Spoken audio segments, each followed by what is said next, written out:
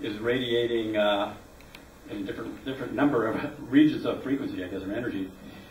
It radiates, the visible light you see with your eyes, but it's also radiating 60 hertz, 60 cycles per second radiation, because there's a high voltage going back and forth, like a dipole radiation. And this radio will pick up 60 cycles per second. That's the static. So you turn it on. As I get closer to it, okay, so this radiation there, this is picking up the 60 hertz. And you can sort of see how it works. Here, it drops off, pretty fast. It's also, it should be, I guess if I go this way, maybe it's directional. Oh, I guess it's not too directional. If it was a real dipole radiator, it's not a real dipole radiator. And the wavelengths are so long with 60 hertz. Anyway, and so here's conducting metal. I put it over the radio, the 60 cycle radiation, the electrons will be moving up and down in the metal and cancel out the field inside. So it's going to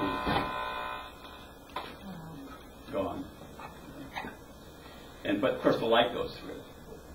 So the metal cage does block off electromagnetic radiation. It'll block off the radiation where the wavelength is roughly the size of the mesh. So on your microwave, you have this sort of a mesh, right? Because microwaves, their wavelength is bigger than that size, and so it keeps the microwave inside. Anyway, it's a nice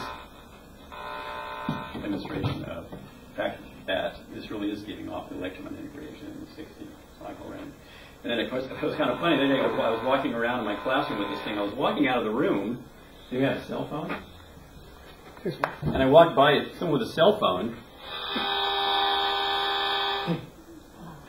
So here's right now. What this is searching a station or something.